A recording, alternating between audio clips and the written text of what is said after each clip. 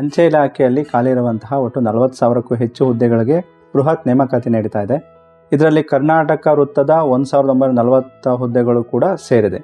ಈ ವಿಷಯ ನೋಡೋದಕ್ಕೂ ಮೊದಲು ನೀವೇನು ನಮ್ಮ ಚಾನಲ್ ಸಬ್ಸ್ಕ್ರೈಬ್ ಆಗಿಲ್ಲ ಅಂದರೆ ಕೂಡಲೇ ಸಬ್ಸ್ಕ್ರೈಬ್ ಆಗಿ, ಮಾಹಿತಿ ಇಷ್ಟ ಆದರೆ ಲೈಕ್ ಮಾಡಿ. SSLC ಅಥವಾ ತತ್ಸಮಾನ ವಿದ್ಯಾರ್ಹತೆಯನ್ನು ಹೊಂದಿರೋರಿಗೋಸ್ಕರ ಅಂಚೆ ಇಲಾಖೆಯಲ್ಲಿ ಅಂಚೆ ಸೇವಕರು, ಡಕ್ ಸೇವಕ್ ಹಾಗೂ ಬ್ರಾಂಚ್ ಪೋಸ್ಟ್ ಮಾಸ್ಟರ್ ಮತ್ತು assistant branch post master application ಕಾಲಾಗಿದೆ.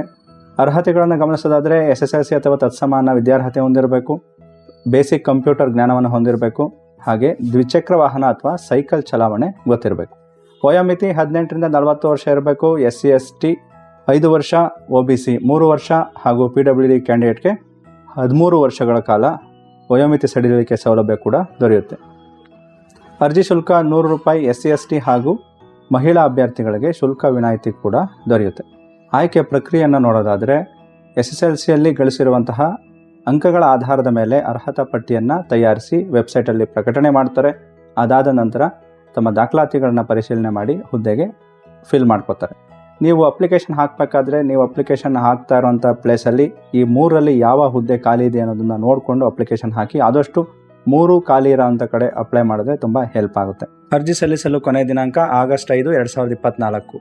ಅರ್ಜಿ ಸಲ್ಲಿಸಲು ಹಾಗೂ ಇತರೆ ಹೆಚ್ಚಿನ ಮಾಹಿತಿಗಾಗಿ ಡಿಸ್ಕ್ರಿಪ್ಷನಲ್ಲಿರುವಂತಹ ಅಫಿಷಿಯಲ್ ಲಿಂಕನ್ನು ವಿಸಿಟ್ ಮಾಡಿ. ಇದೇ ರೀತಿ ಉಪಯುಕ್ತ ಮಾಹಿತಿಗಾಗಿ ಚಾನಲ್ ಸಬ್ಸ್ಕ್ರೈಬ್ ಮಾಡಿ. Thank you.